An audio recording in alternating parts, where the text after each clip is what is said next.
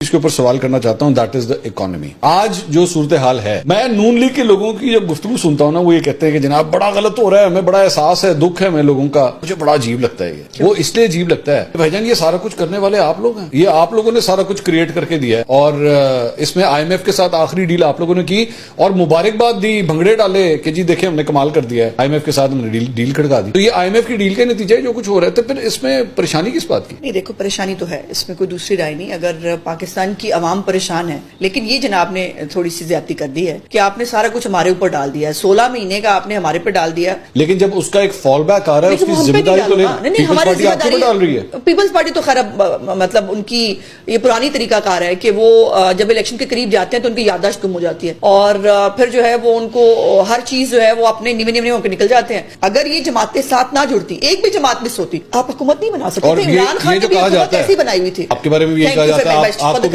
آپ کو بھی یہی کہا گیا, آپ کو بھی بنوا کے دی. ہمیں کیا بنوا کے دی, ہمیں یہ سیاپا بنوا کے دیا. اسٹیبلشمنٹ نے کوئی مدد نہیں کی تھی آپ لوگوں کی, مانیں گے نہیں آج آپ؟ انہوں نے یہ مدد کی کہ وہ نیوٹرل ہو گئے, انہوں نے جس کے اوپر گالیاں بھی پڑی. You actually think واقعی اسٹیبلشمنٹ نیوٹرل ہے? You actually believe that? ہاں بالکل. ان کو اچھا, اس کو تھوڑی سی بات کرتے ہیں. نیوٹرل تھے, ان کی خواہش بھی تھی اور وہ چاہتے بھی تھے وہ نیوٹرل ہو. اس 9 مئی کے واقعات نے اسٹیبلشمنٹ کو سپیس دے دی ہے کہ وہ نہیں, نیوٹرل تو اس طرح سے نہیں, سیاست میں ابھی بھی نہیں کہ واقعات 9 مئی سے پہلے وہ نیوٹرل تھے. ہاں بالکل. یو ایکچولی پرسنلی بلیو کہ واقعی 9 مئی سے, جب سے آپ کی حکومت آئی ہے تب سے لے کے 9 مئی 8 مئی تک, 8 مئی 2023 تک اسٹیبلشمنٹ ہماری نیوٹرل تھی. نیوٹرل تھی. عمران خان کو اور پرابلم کیا تھا؟ اچھا یہ بتائیے کہ یہ اس 16 ماہ تقریباً جتنی دیر آپ لوگوں کی حکومت رہی, اتنی دیر میں آپ کو لگتا ہے کہ باقی ووٹ کو عزت دی گئی جو آپ لوگوں کا نعرہ تھا؟ دیکھو, پچھلے کوشچن کے ساتھ اس کو میں اگر جواب کے ساتھ ریلیٹ کروں تو 9 مئی کے واقعات سے پہلے جو ایک اسٹیٹڈ پوزیشن تھی, اور یہ ایڈمیشن بھی, یہ ٹاک شو میں بھی تمہاری میری بات ہوئی, تم نے کہا یہ بات ہوئی نہیں, حالانکہ باجوہ صاحب کا بھی آن ریکارڈ ہے, انہوں نے کہا کہ ہم سے غلطیاں ہوئیں. اور یوم شہداء, مجھے یہ بھی یاد ہے, یوم شہداء کے موقع پر غلطیاں نہیں ہیں,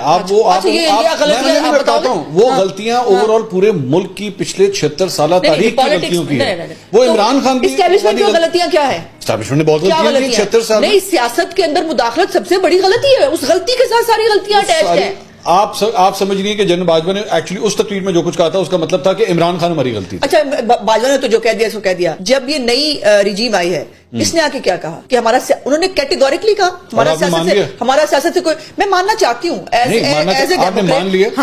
اے Democrat, as a optimistic Pakistani شہری, میں یہ ماننا چاہتی ہوں کیونکہ میرے ملک کا مفاد اس کے اندر ہے. میں یہ سوچنا چاہتی ہوں, میں یہ بلیو کرنا چاہتی ہوں. یہ بلیو کرنا, یہ خواہش کرنا, یہ دعا کرنا, یہ بالکل ایک الگ چیز ہے.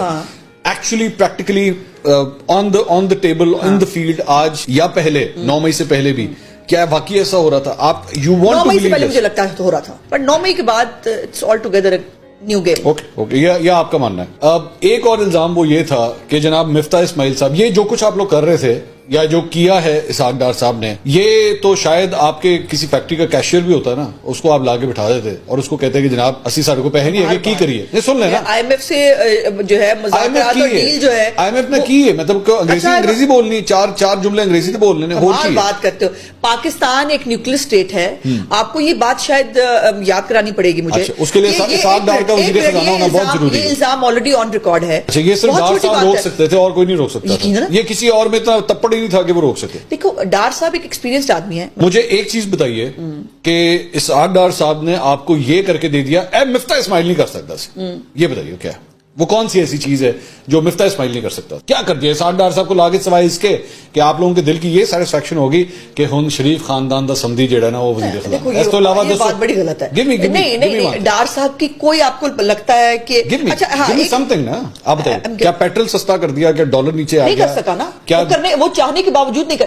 شاید مفتاح کو وہ اس طرح سے اتنا سیریس نہیں لے رہے تھے ایز اے وزیر خزانہ. ہماری خیال تھا کہ ڈار صاحب کی آڈیو جو ہے نا سامنے آ گئی. یہ ان دونوں شعبوں سے, جوڈیشری سے اور اسٹیبلشمنٹ سے جو ہرٹ ہوا ہے, اس میں پیپلز پارٹی بھی شامل ہے, اس میں آپ بھی شامل ہیں, اور اس میں پی ٹی آئی بھی شامل ہے.